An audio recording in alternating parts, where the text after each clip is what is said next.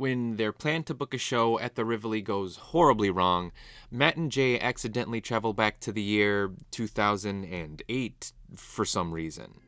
And in order to go back home, they have to do a Back to the Future. Now, before I begin this review, I should probably state that I'm not at all familiar with Matt Johnson or Jay McCarroll. I've never heard of Nirvana the band, nor have I ever heard of Nirvana the band, the show. So I went into this movie completely blind, and while it does work as a standalone film, I do think that being aware of who these people are probably makes for a better experience. Because while the movie can be fun and entertaining, I always felt like I was an outsider looking in, that I personally was never in on the jokes that were being told here. The best way I know how to explain it is that I'm a fan of the comedy trio Auntie Donna, and if Auntie Donna ever made a movie where they do a Back to the Future, I would be the first person in line. I would buy a ticket for opening night, and I would probably have a stupid smile on my face for the entirety of the film's runtime. But I listen to those guys religiously, and I know that their sense of humor may not be everyone's cup of tea. So while I may be in on the jokes that they tell in their movie, I'm sure plenty of other people would probably feel lost while watching it. And that's exactly how I felt while watching Nirvana the band, the show, the movie. I felt like I was hanging out with a bunch of friends, but I wasn't exactly a member of the friend group yet. Which isn't to say that the film is bad, it just didn't connect with me the way that it seems to be connecting with everyone else. I mean, this thing has 100% on Rotten Tomatoes. I know I'm in the minority with my opinion.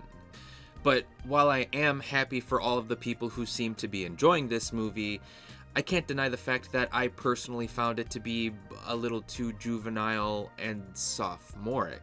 Sure, it can be funny and even downright endearing, but that wasn't enough to elevate the story being told here. A story which, again, blatantly rips off Back to the Future for some reason. And I don't mind a fun homage or a clever parody, I just wish that the movie had a bit more going on. That it was more than just a simple Back to the Future spoof. But this movie failed to do anything interesting with its time travel premise. They do make a few references to Obama being president or The Dark Knight being released in theaters, but that's about it. There's no insightful commentary on the time period, so there's no real reason as to why the story had to take place in 2008. I mean, the best joke in the film came from Matt watching a screening of The Hangover, which is a movie that came out a year later in 2009. So, my favorite parts in the film include moments where it seemed like Matt and Jay were shooting things guerrilla style. There were plenty of moments where I wasn't even sure if Matt and Jay had permission to be shooting the things that they were filming. And combining that hidden camera footage with what I assume are real interactions with real people did allow certain sequences to feel really funny and really memorable. So I really wish the film embraced the idea of doing more hidden camera stunts. I really wish this was a hidden camera film with a loose narrative that connects all of the stunts together, instead of being a blatant Back to the Future ripoff that just so happens to sprinkle in a hidden camera stunt every once in a while. Something similar to Eric Andre's film Bad Trip, for example. That would have been funny.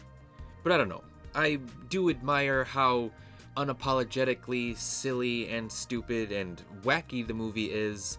I just wish that was enough to make me like the movie as much as everyone else seems to.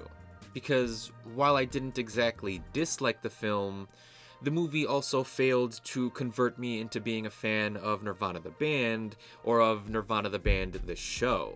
I acknowledge the fact that this shtick would probably work better for me as a web series or as a television show, but I currently have no desire to watch any pre-existing material.